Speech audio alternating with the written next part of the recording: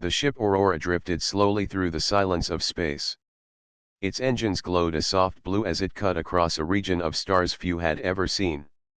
The crew of 7 had been traveling for months, guided by the hope of finding something new, something that could bring both honor and survival to humanity.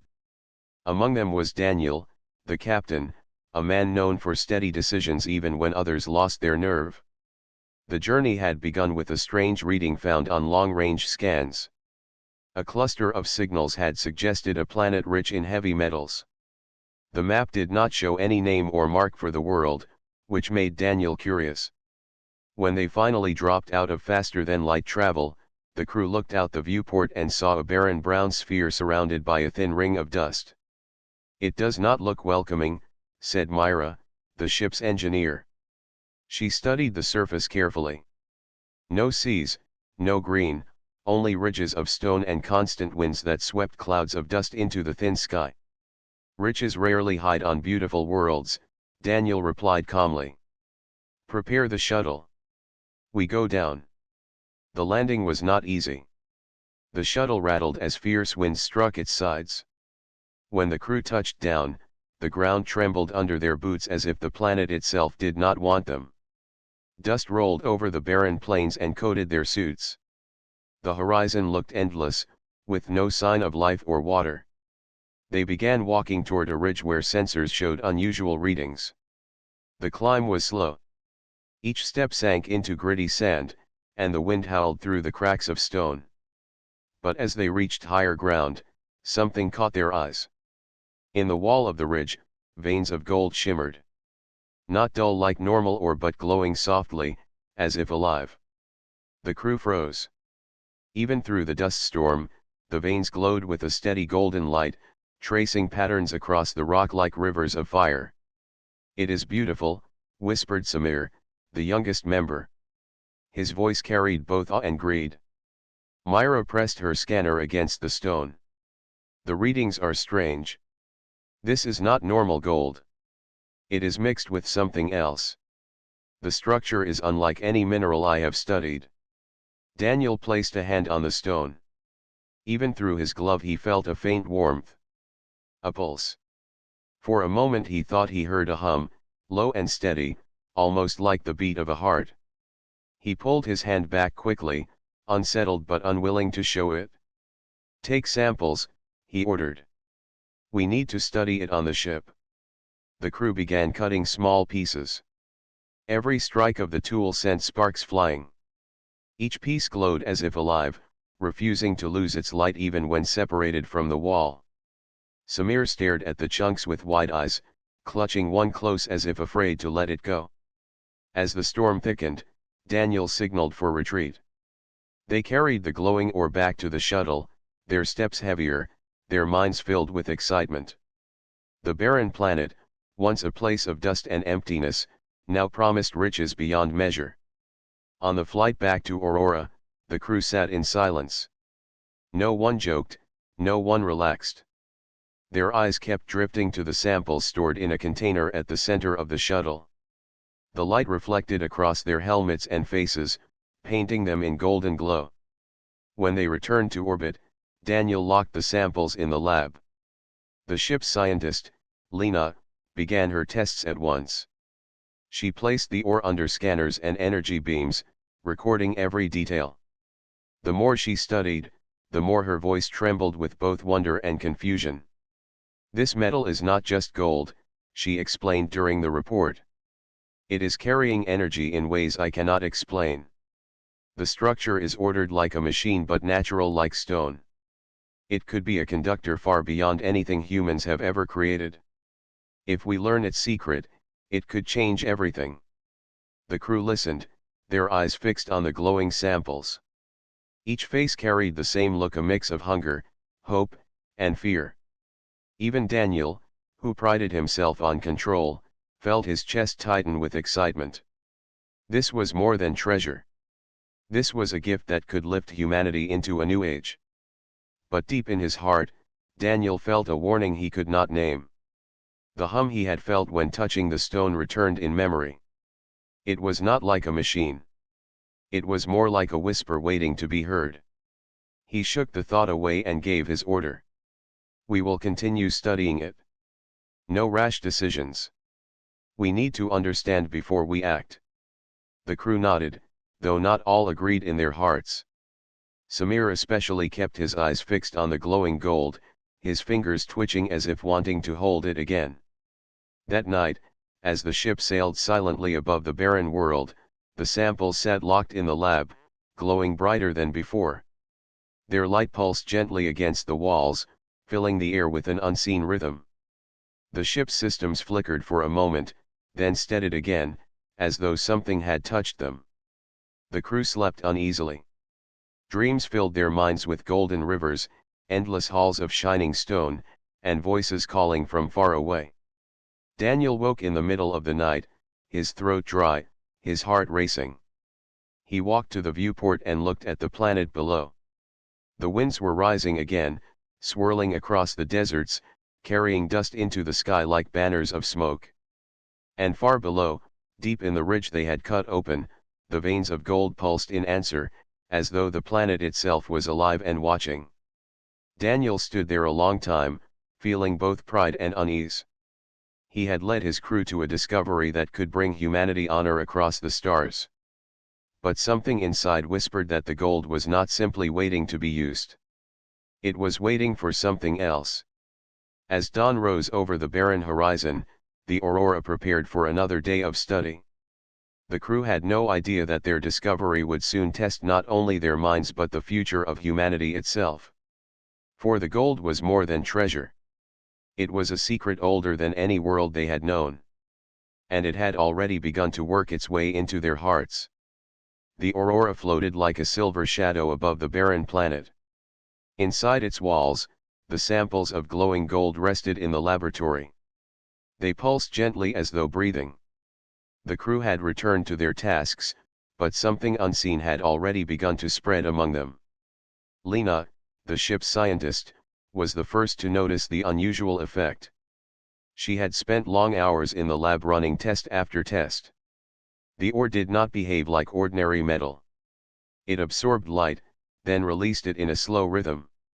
When placed near an energy cell, it increased the cell's output by 3 times. When exposed to radiation, it grew brighter instead of breaking down. She pressed her recorder. The structure is beyond anything I understand. It acts as if alive, but it is not biological. It seems to respond to thought, though I cannot confirm this. Her voice trembled as she added, I feel strange when near it. Excited, restless, almost like I am not myself. That night she did not sleep. Instead she sat in front of the glowing samples, eyes fixed on their golden light. Myra, the engineer, also felt changes. She was responsible for maintaining the engines, but as she walked past the lab she felt drawn to the glow, like a moth to flame. She forced herself to ignore it, yet her mind kept circling back. She found herself sketching designs for machines she did not understand. Strange lines filled her notebook, shapes that looked like both circuits and stars. When Daniel asked her about the notes, she shrugged uncomfortably. I do not know. I only felt I had to draw them. Daniel frowned. The ore was useful, maybe even powerful, but it was already pulling his crew away from their normal duties. He decided to rotate shifts, limiting contact with the samples. But it was too late. Samir, the youngest, had become almost obsessed.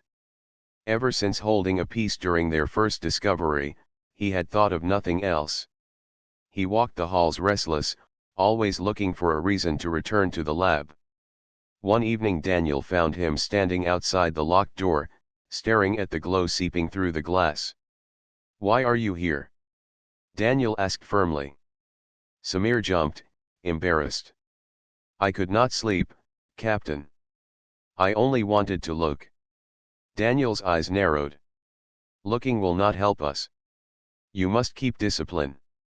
Yes, Captain, Samir said, but his voice lacked conviction. Inside himself, Daniel also felt the weight of temptation. The first time he had touched the ore on the planet, he had sensed a hum beneath his glove. Since then, the memory had returned to him again and again. At night, when he tried to sleep, he felt a vibration in his chest, as though his own heartbeat wanted to match the rhythm of the glowing veins. He told himself it was only imagination, yet deep down he feared it was real. 3 days passed. The crew became more restless. Arguments began to spark during meals. Small mistakes appeared in routine tasks. Lena forgot to monitor a reactor reading, something she had never failed before. Myra snapped at a crewmate for touching her tools. Samir skipped his assigned watch, claiming he was studying. Daniel gathered them all in the mess hall. His voice was calm but firm. "We are explorers. Discipline is what keeps us alive. I see signs of distraction, and it must stop. This discovery is great, but it does not own us. We own it. Remember that." The crew nodded, some reluctantly, but the golden glow still burned in their minds. Later that night, Daniel walked alone through the ship's corridors. He stopped outside the lab. The ore was locked inside, but the light filled the hallway with a faint golden haze. For a moment Daniel thought he heard whispers, soft, almost musical. He leaned closer, pressing his hand against the door. The hum he had once felt now pulsed clearly through the wall. He pulled back sharply, breathing hard. His hand tingled as if charged with energy. He forced himself to step away. Yet even as he walked, his thoughts spun. What if this ore was not only valuable but alive?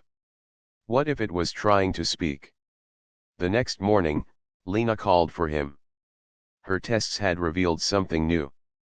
"Captain, look at this." She placed a small piece of the ore inside a sealed chamber. When she approached it with her hand, the golden glow increased. When she stepped back, it dimmed. "It responds to us," Daniel whispered. "Yes," Lena said, her eyes wide with wonder. "It reacts to human presence. More than that, it reacts to our thoughts. When I imagined holding it, the glow grew stronger. When I imagined crushing it, the glow weakened. It is impossible, but it is true." Daniel stood silently. The truth pressed on him like a weight.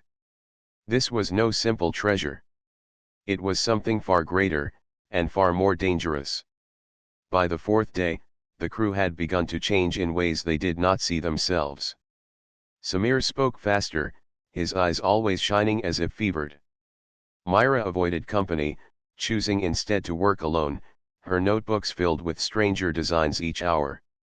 Lena lost weight, forgetting to eat while she stared at the samples. Daniel struggled to hold control. He ordered shifts to be cut even shorter.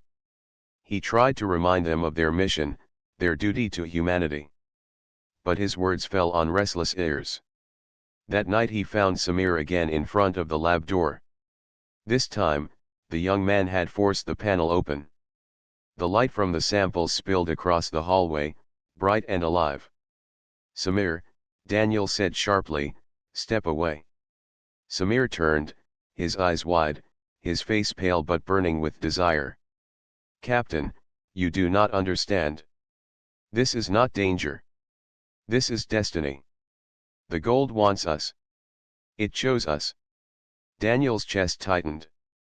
The hum in the air was stronger now, as if the ship itself vibrated with the golden rhythm. He forced his voice to stay calm. "Close the door. Now. This is not destiny.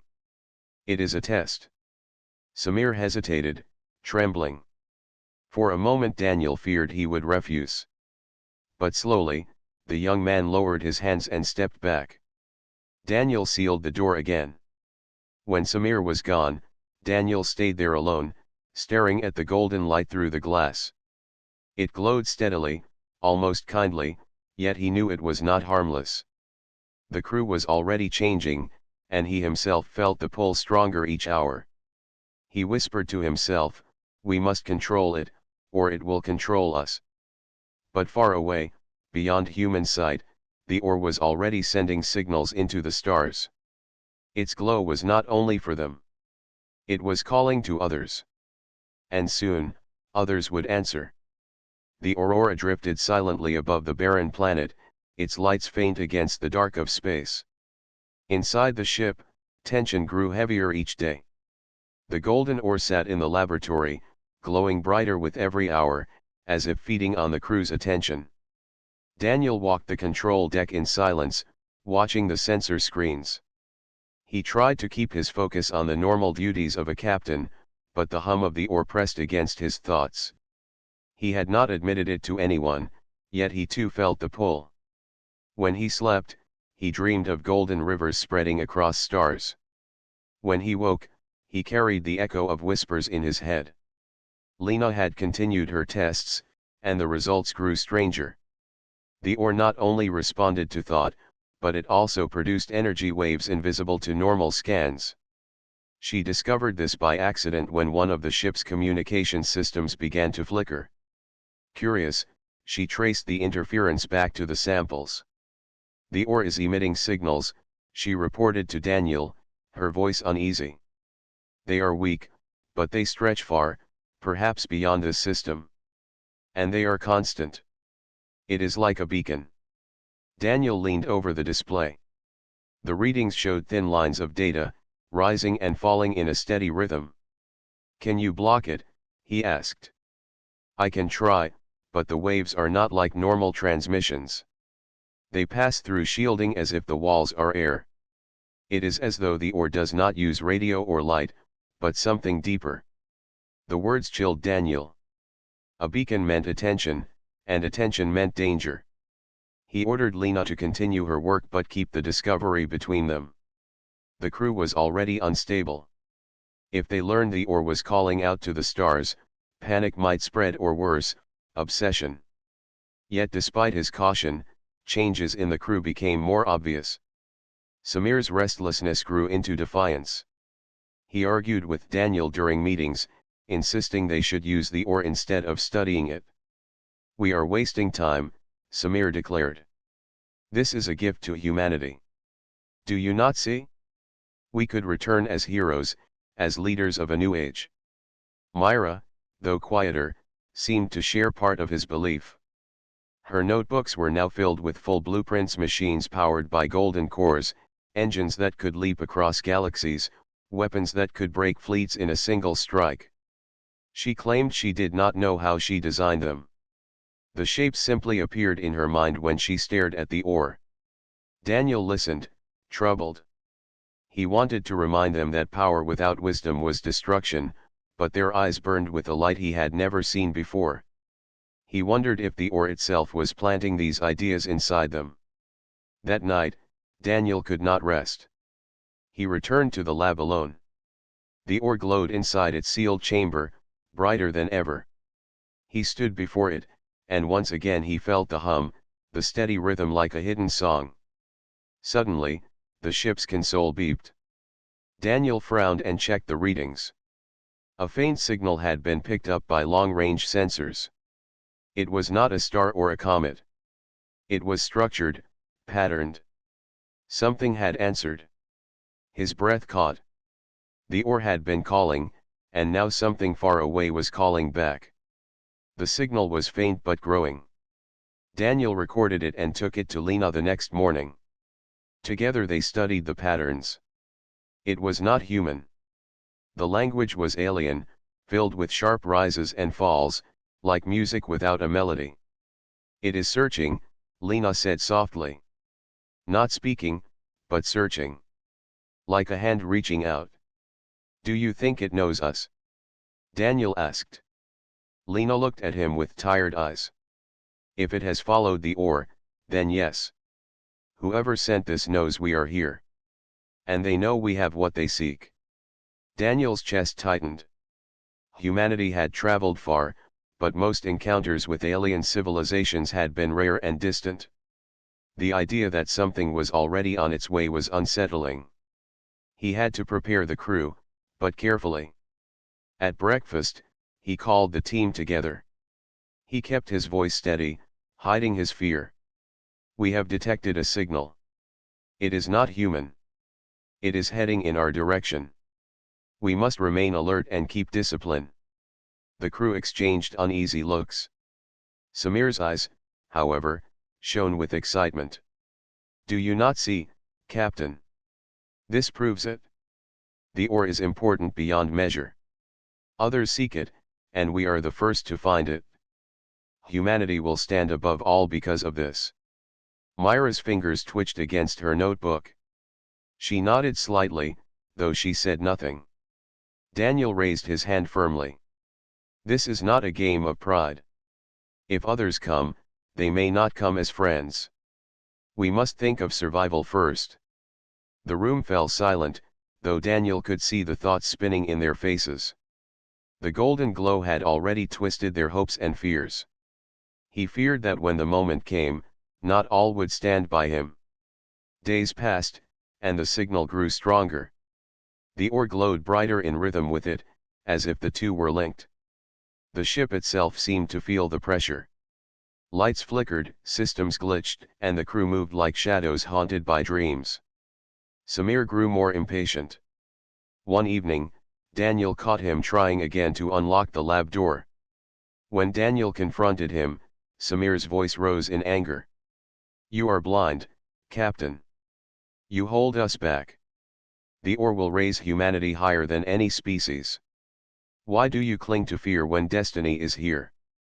Daniel held his ground. Destiny without control is destruction. If you cannot see that, then you are already lost. Samir's face twisted with frustration, but he stepped away, muttering under his breath. Daniel watched him go, heavy with worry. On the seventh night, the sensors blared. Lena rushed to the deck, her face pale. Captain, the signal has changed. It is no longer distant. It is focused. They are coming. Daniel stared at the screen.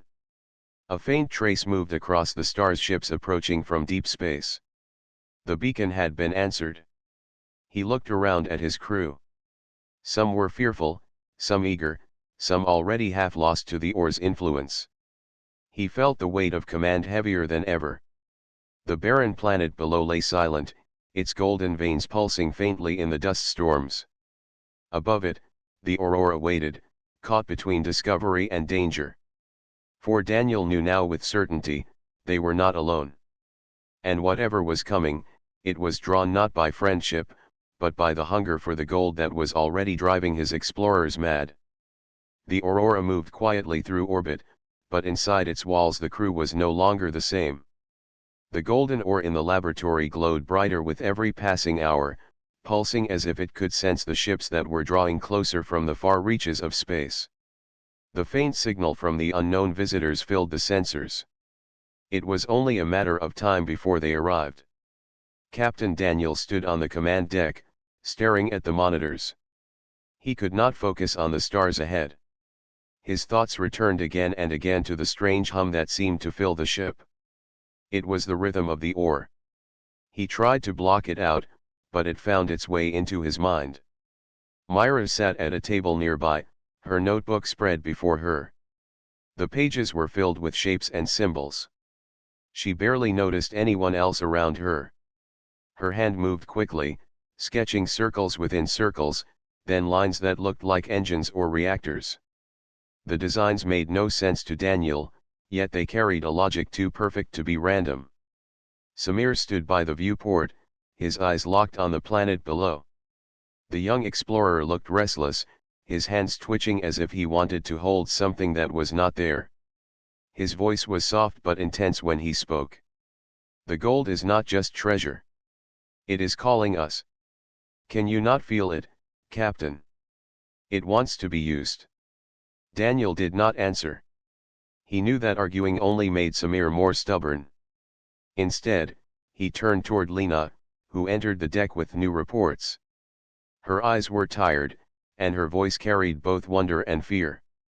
The ore is changing, she said. It grows brighter when the signal from the alien ships increases. It is like they are speaking to each other. And the ore, it listens. Daniel pressed his hand against the railing. Then it is not only us. It is something greater, something tied to others across the stars. Lena nodded slowly. Yes, but Captain, the danger is growing. The crew is affected. Even I feel it. Sometimes I forget myself. I stare at the glow, and I lose track of hours. It is like it wants to replace my thoughts with its own. Her words echoed Daniel's secret fears. He felt the same pull, though he had tried to deny it. Each day, it became harder to resist. Later that night, the tension grew worse. During dinner in the mess hall, a sharp argument broke out.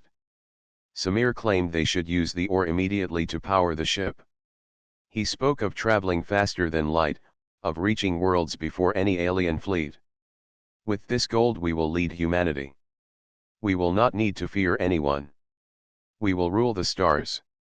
Myra lifted her notebook and added, he is right. Look at these designs. They came to me without effort. The ore showed them to me. We could build reactors beyond anything Earth has ever known. This is not madness, it is a gift. Daniel slammed his hand on the table, his voice cutting through the rising storm. Enough. You are forgetting who you are. You are explorers, not rulers. This ore does not belong to us. It is twisting your thoughts. Can you not see? But his words only deepened the division. Samir's face darkened with frustration. No, Captain. It is you who cannot see. You cling to fear while destiny is in our hands. Silence followed, heavy and uneasy. Each member of the crew looked at Daniel, but he could see in their eyes that doubt was growing.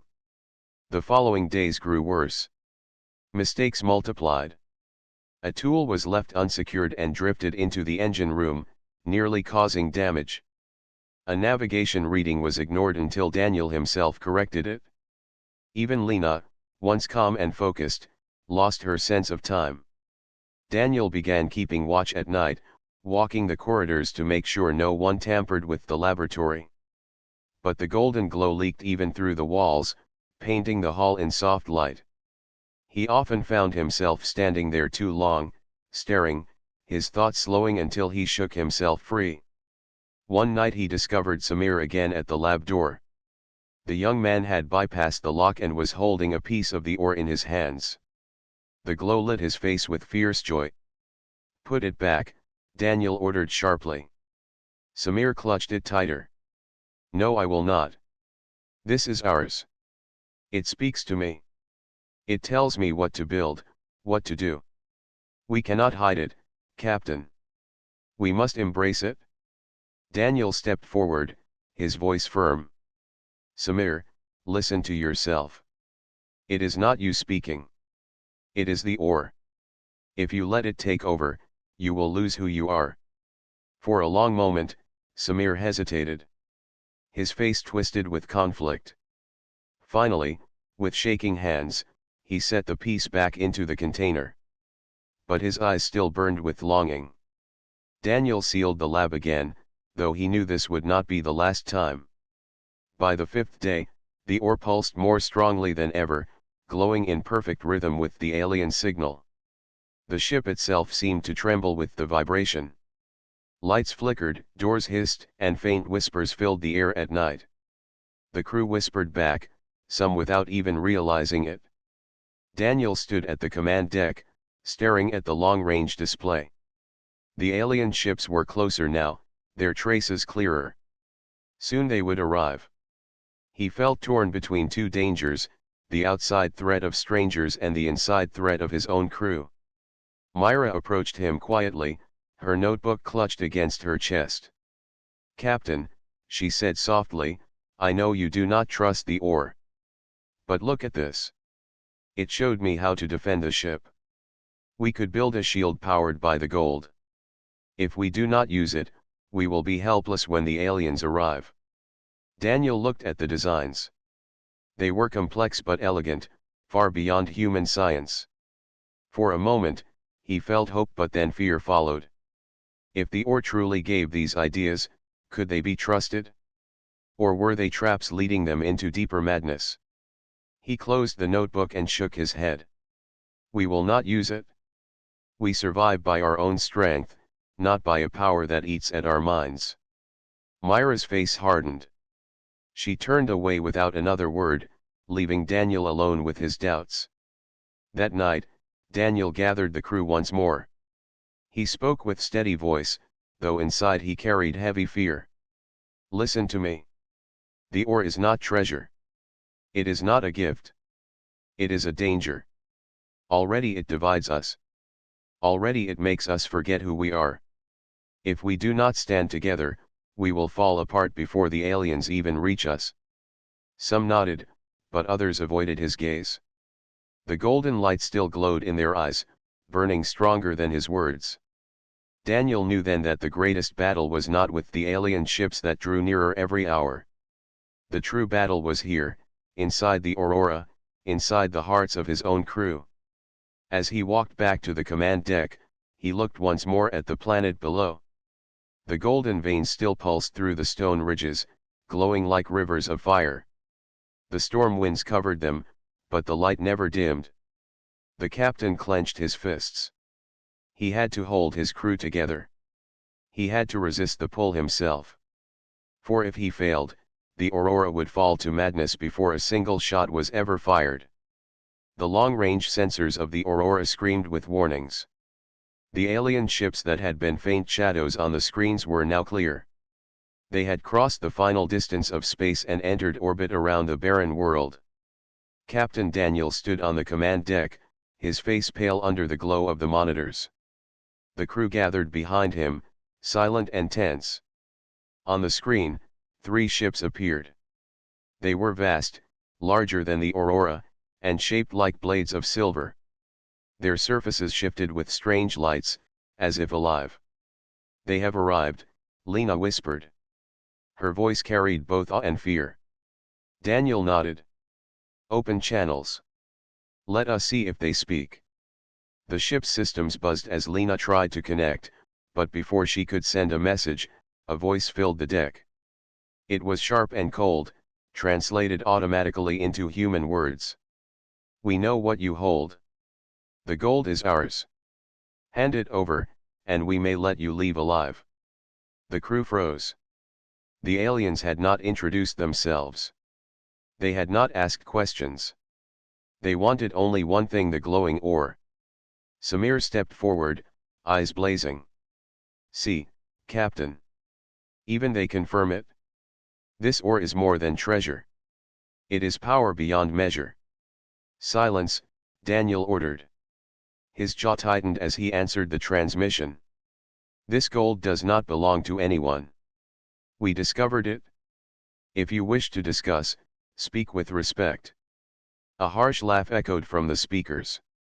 You are human. Weak, young, foolish. You cannot resist the pull of the ore. It has broken stronger minds than yours. If you keep it, it will consume you. Give it to us before it destroys you. The transmission ended. The alien ships moved closer, their weapons glowing faintly. Myra gripped her notebook tightly. Captain, if we do not use the ore, we will not survive. Their weapons are beyond ours. The designs the ore showed me could help us. Daniel shook his head firmly. No. We cannot trust it. We rely on our own strength. But he could feel the division behind him. Samir whispered to Myra, their eyes burning with a shared hunger. Lena stood apart, her face troubled, torn between science and fear. Daniel gave his order. Shields up. Engines ready. We will not surrender. The Aurora shook as the alien ships fired warning shots across its bow. Light flared in the dark, slicing space with power far beyond human weapons. Daniel clenched his fists. He knew they could not win in open battle. Yet retreat was impossible. The aliens had them trapped in orbit. Suddenly, another transmission came, but not from the first ships. A new voice filled the deck, deep and resonant. Humans, beware. The gold is not a gift. It is a curse. Surrender it, and perhaps you may live. On the screens, a fourth ship appeared. This one was different, dark, curved, almost like a living creature. Its surface shimmered with deep blue light. Lena gasped. Another species. Two different factions, both after the ore. The first aliens spoke again, their voices sharp with rage. Leave, scavengers. The gold is ours. The second ship answered with thunder. It belongs to none, and you know it. Yet if it must be claimed, we are stronger than you. And then, without further warning, the aliens fired at each other. The sky above the barren world lit up with battle. Beams of energy tore across the darkness, and the planet below shook with the force. The aurora drifted between them, caught in the crossfire. Engines full. Daniel shouted. Take us clear. The ship lurched as it dodged blasts of light. The crew clung to their stations, their hearts pounding.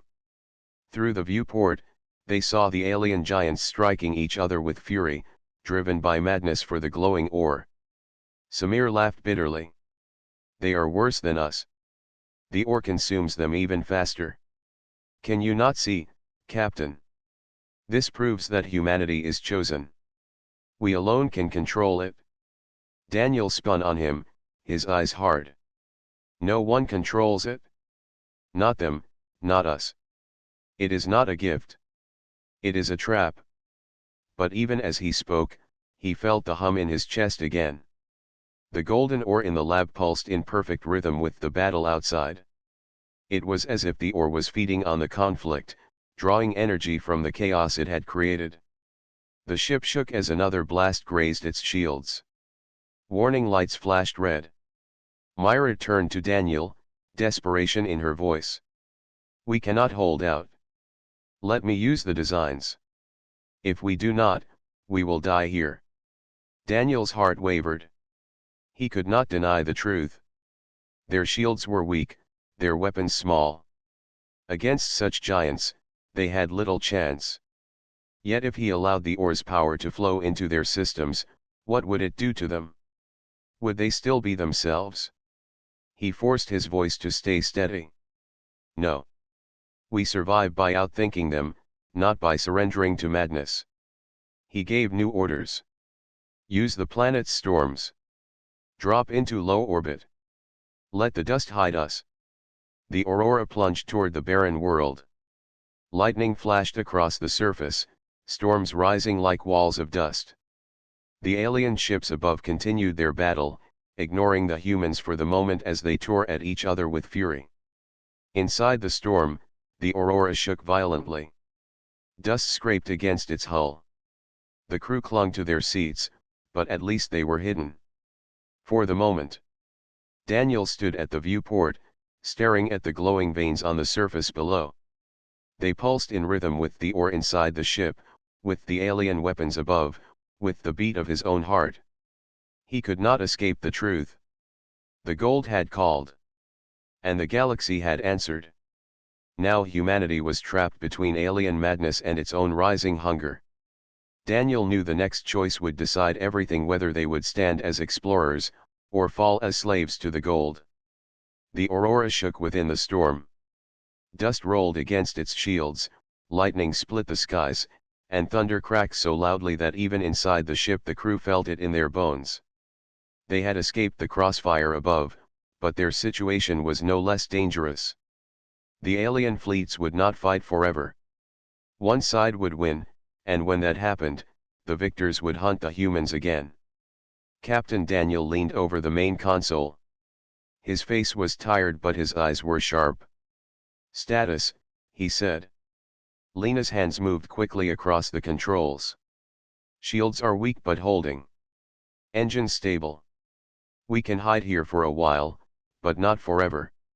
Myra stood near the viewport, staring at the glowing lines of gold beneath the planet's surface.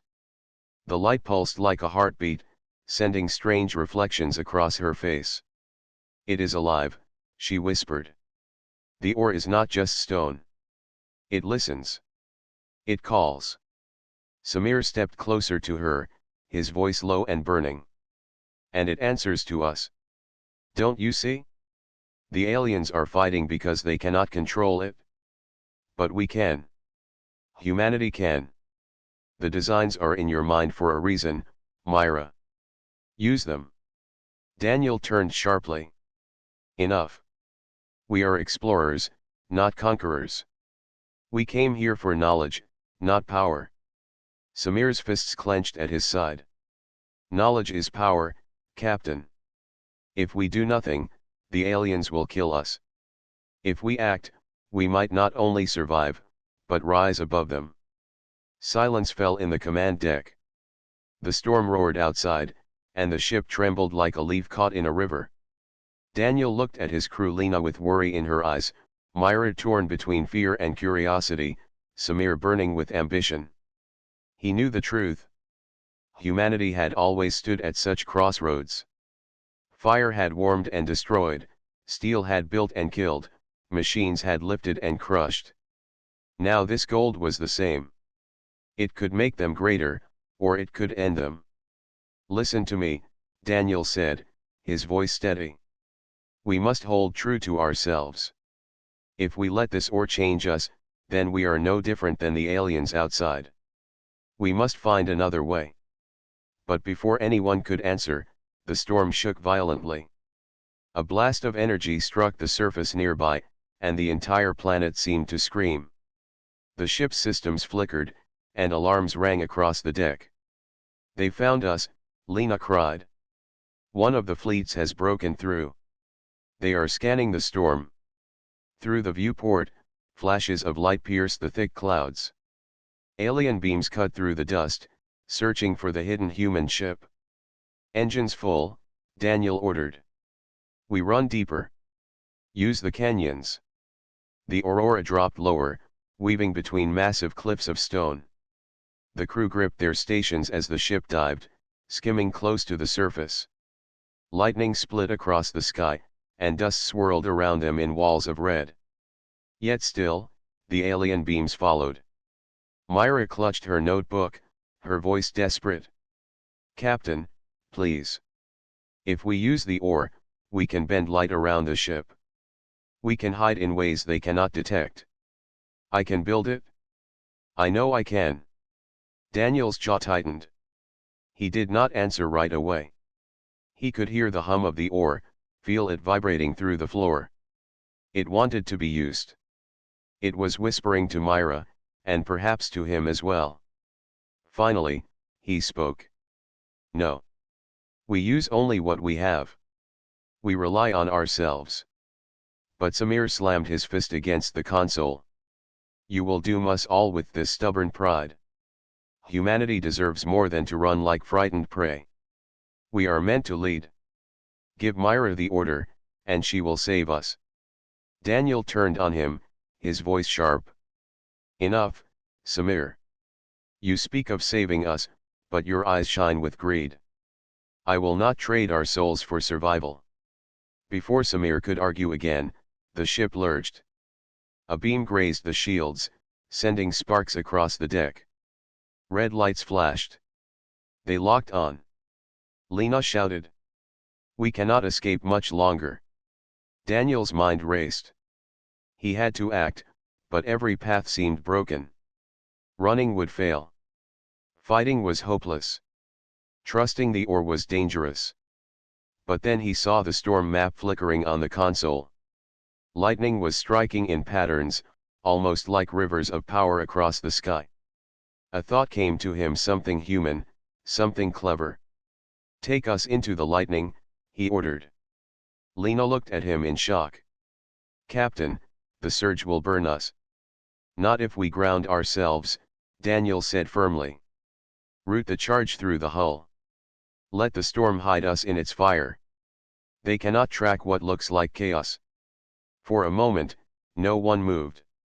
Then Myra's eyes widened, and she nodded slowly. It might work. Samir scowled but said nothing. The ship rose into the storm. Bolts of lightning struck the hull, blinding white against the dark sky. The Aurora shook violently, but Daniel's plan held. The energy flowed across the ship's skin and into the ground below. To the alien sensors above, the aurora became nothing more than another spark in the storm. Minutes passed. The beams of the alien scanners swept across the clouds but found nothing. Slowly, they moved away. The crew let out a breath of relief. "They are leaving," Lena whispered. Daniel sat back in his chair, his body heavy with exhaustion but his spirit unbroken. "We live because we stood as humans, not as slaves to the ore. Remember this moment. This is what makes us strong." But as the words left his mouth, Myra's notebook glowed faintly in her hands. The golden lines within pulsed like veins, shaping new designs before her eyes. She closed it quickly, hiding the light, but the truth remained. The ore had not finished with them. It had more to show, more to tempt. Samir noticed and smiled faintly, though he said nothing. For now, the crew was united. They had survived the storm. They had resisted the madness. They had made their stand as humans. Yet deep below the planet's surface, the gold continued to glow brighter, as if laughing in silence. The explorers had not escaped its pull. They had only delayed the choice. And soon, the final decision would come. The storm passed, but the silence that followed was heavier than thunder. The aurora rested in a canyon, hidden under shadows of red stone. Outside, dust settled slowly like falling snow. The alien fleets above had turned their weapons on each other again, but everyone on the ship knew it was only a matter of time before one side won and came hunting once more. Captain Daniel stood in the command deck, looking at the sky. His crew was alive, but he could see the cracks in their spirit. Lena worked quietly at the controls, her hands steady but her face pale. Myra sat with her notebook, though she kept it closed, as if afraid of what it might reveal. Samir leaned against the wall, his eyes dark with unspoken thoughts. Daniel broke the silence. "We cannot stay here. We need a decision. Do we leave this world and run back to human space, or do we finish what we started and uncover the truth of this ore?" Samir stepped forward at once. "We cannot run. If we leave, the aliens will keep fighting until they master the ore. And when they do, humanity will never be safe again. The only way forward is to claim it for ourselves." Lena shook her head. "Or we destroy it. This gold is not for anyone. If we take it, we become no better than them. Captain, you saw how it called to Myra. It is dangerous." All eyes turned to Myra. She gripped the notebook tightly in her lap. Her voice trembled but carried weight. "I cannot stop the designs from forming. They appear when I sleep, when I wake, even when I close my eyes. The ore is inside my thoughts. It wants to be used. I fear it, but I also know, it shows me things no human has ever seen. Engines that bend light, weapons that do not kill but disarm, shields that can heal instead of destroy. If those are true, then maybe this ore is not only a curse. Maybe it can be a gift." Daniel felt the weight of her words. A gift or a curse? Humanity had always walked that line. Fire, steel, machines. Now this. He turned back to his crew.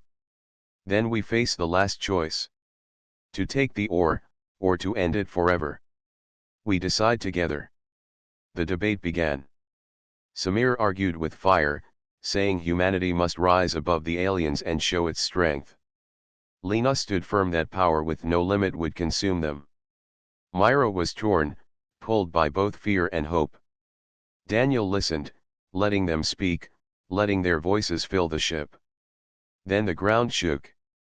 The golden light beneath the surface flared brighter than ever before.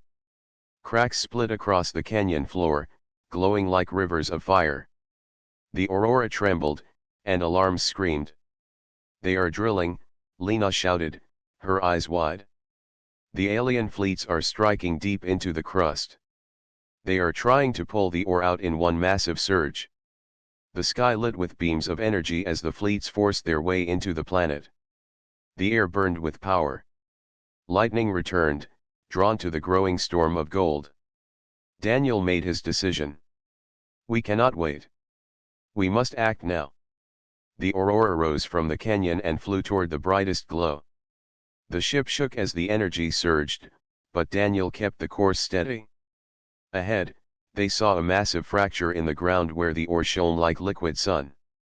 Alien ships circled above, firing beams into the earth, trying to tear the gold free. Daniel's voice was hard. Myra. This is your moment. Can you speak to it? Myra hesitated. Her heart pounded. She opened the notebook, and the designs burned with light. The lines shifted, creating a new symbol, one she had never seen before. Her hands trembled as she pressed them to the console. The ship hummed. The ore answered. A wave of golden energy spread across the aurora. Shields brightened, stronger than ever. The alien weapons bent around them like water against stone. The fleets turned their fire on the humans, but nothing struck true. Samir's eyes shone with victory. Yes. We control it. Humanity rises today. But Myra shook her head. No. It is not me. The ore is choosing. It is alive, and it is watching. The ship sank lower, closer to the fracture. Through the viewport, Daniel saw shapes moving within the light patterns like veins, pulsing as if the planet itself had a heart. Then a voice filled their minds. Not words, but feelings: curiosity, warning, sorrow. The ore was not a tool. It was something more. Something ancient, something that had seen countless stars burn and fade. Myra gasped. It is telling me, we are not the first. Others came before. They tried to take it.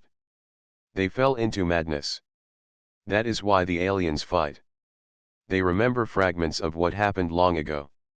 Daniel felt the truth in her words. The gold was both gift and trap. It magnified the heart of whoever touched it. For the greedy, it gave hunger. For the wise, it gave knowledge. For the violent, it gave destruction. The last choice was clear. Captain, Lena said quietly, if we destroy it, we free ourselves, and maybe the galaxy. Samir's voice rose. If we keep it, we become stronger than anyone. Humanity will rule the stars. Daniel closed his eyes. He thought of Earth, of the people who waited far away, of children who played under blue skies, never knowing the wars that burned between the stars. He thought of what kind of future humanity deserved. When he opened his eyes, his choice was firm. Myra. Show me how to end it? Samir shouted in protest, but Daniel silenced him with a glare. The captain's voice carried steel. I would rather humanity be free than be chained by gold. Myra's hands moved across the console. The notebook's light merged with the ship's systems. The aurora drew energy not to control the ore, but to return it. To seal the fractures, to calm the storm. The ship glowed as golden waves spread across the planet. The cracks closed, the rivers of fire dimmed, the light sank deep into the crust once more. The alien fleets fired desperately, but their weapons failed. One by one, their ships fell silent, their power gone. The storm faded. The skies cleared. Silence returned. The aurora hovered above the now quiet land. The ore no longer pulsed, no longer whispered. It had gone to rest, hidden where no hand could reach it again. Samir sank into his seat, his face pale with rage and despair. You threw it away. You threw away our chance. Daniel looked at him calmly.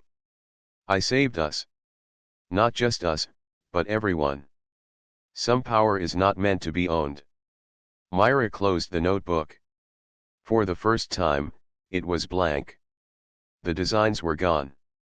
She felt lighter, as if a weight had lifted from her mind. Lena smiled faintly, her eyes wet with relief. We are free. Daniel set a course for home. The ship rose through the sky, leaving the quiet world behind. As the stars opened before them, the crew sat in silence. They had survived the madness of gold. They had made their choice.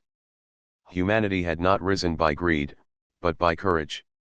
And though the galaxy would still hold dangers, Daniel knew one truth: humans did not need golden power to be great. They only needed themselves.